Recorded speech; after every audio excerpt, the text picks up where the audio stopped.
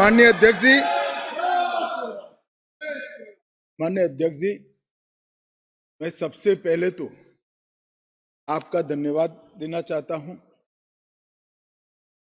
कि आजादी के बाद जो कुछ राष्ट्र के जीवन में महत्वपूर्ण प्रस्ताव आए हैं, उसमें से एक प्रस्ताव श्री राम जन्मभूमि पर मंदिर के निर्माण का, उसमें मुझे मेरे विचार रखने के लिए आपने मौका दिया, इसलिए हृदय से मैं आपका धन्यवाद करना चाहता हूं। मान्यवर, मैं देश की 140 करोड़ की जनता की ओर से भी आसन का, स्पीकर साहब का धन्यवाद करना चाहता हूं, क्योंकि ये जो सदन है वो नियम से तो चलता ही है।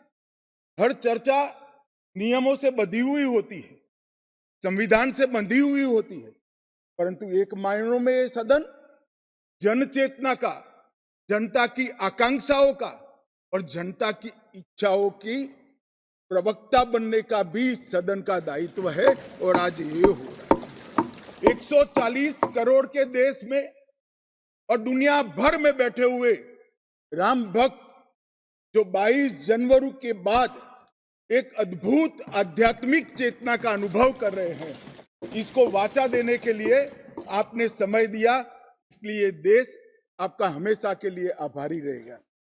मान्यवर, मैंने आज किसी का जवाब नहीं दे, आज मैं मेरे मन की बात और देश की जनता की आवाज को इस सदन के सामने रखना चाहता हूं, जो सालों से कोर्ट के कागजों में दबी हुई थी। नरेंद्र मोदी जी के प्रधानमंत्री बनने के बाद उसको आवाज भी मिली, अभिव्यक्ति भी मिली। मान्यवर, 22 जनवरी का दिन, भले कुछ लोग कुछ भी कहे, मैं स्पष्ट रूप से देख रहा हूं 22 जनवरी का दिन 10 सहस्त्र सालों के लिए ऐतिहासिक दिन बनने वाला है, ये सबको समझकर चलना चाहिए। मान्यवर, जो इतिहास को पहचानते नहीं, ऐतिहासिक पलों को पहचानते नहीं, वो अपने अस्तित्व को, अपने वजूद को कहीं ना कहीं खो देते हैं। मैं आज फिर से एक बार कहने वाला हूं मान्यवर कि 22 जनवरी का दिन 10 सहस्त्र से भी अधिक सालों तक इस देश का ऐतिहासिक दिन है। मान्यवर, 22 जनवरी का दिन 1528 से शुरू हुई एक संघर्ष और अन्याय के सामने लड़ाई का एक आंदोलन के अंत का दिन है। 1528 से चली हुई ये न्याय की लड़ाई यहां पर समाप्त। मान्यवर, 22 जनवरी का दिन करोड़ों भक्तों के आशा, आकांक्षा और सिद्धि का दिन है। उनकी आज आशा आकांक्षाएं सिद्ध हुई है। मान्यवर, 22 जनवरी का दिन भारत की, समग्र भारत की, मैं चाहूंगा कि समग्र भारत पर पूरा सदन गौर करे।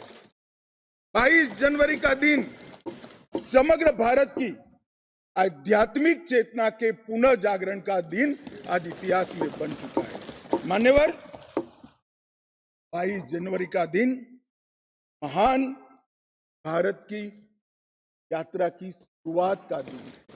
22 जनवरी के दिन मां भारती को विश्व गुरु के मार्ग पर ले जाने को प्रशस्त करने वाला दिन मान्यवर बनने वाला है। मान्यवर, ये देश की कल्पना राम और रामचरित्र के बगैर कर ही नहीं सकते। जो इस देश को पहचानना चाहते हैं, जानना चाहते हैं, जीना चाहते हैं, राम और रामचरित मानस के बगैर वो जी ही नहीं सकते।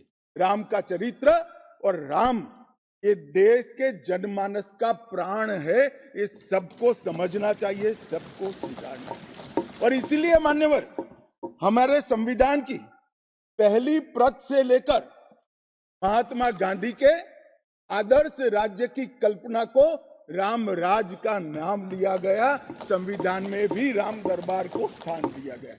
मान्यवर, जो लोग राम के अलावे भारत की कल्पना करते हैं वो भारत को नहीं जानते, वो हमारे गुलामी के काल का प्रतिनिधित्व करते हैं। मान्यवर, राम व्यक्ति नहीं है, राम प्रतीक है। करोड़ों लोगों का आदर्श जीवन कैसे जीना चाहिए, इसीलिए उनको मर्यादा पुरुषोत्तम किया। राम का राज्य किसी एक धर्म, एक संप्रदाय के विशेष के लिए नहीं है।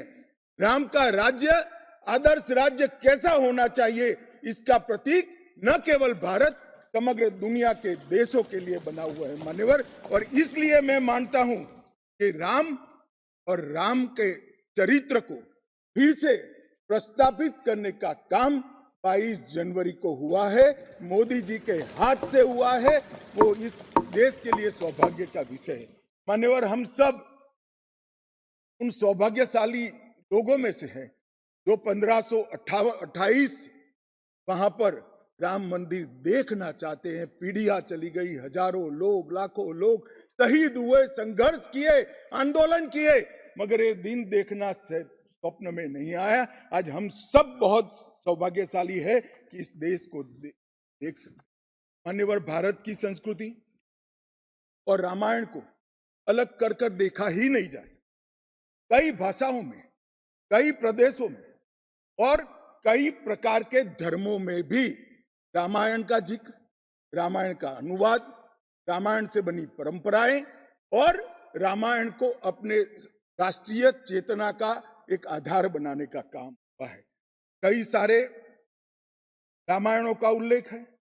संस्कृत में वाल्मीकि रामायण, आध्यात्म रामायण, आनंद रामायण, अवधी में रामचरितमानस, ओडिया में 13 प्रकार के रामायण, तेलुगु में रंगनाथ रामायण, रघुनाथ रामायण, कन्नड़ में कुमुदेंदु रामायण, तोरवे रामायण, पतलेश्वर रामायण, असमिया में कथा रामायण, सप्तकांड रामायण, और शंकरदेव ने भी वरगीत के अंदर रामायण का वर्णन किया।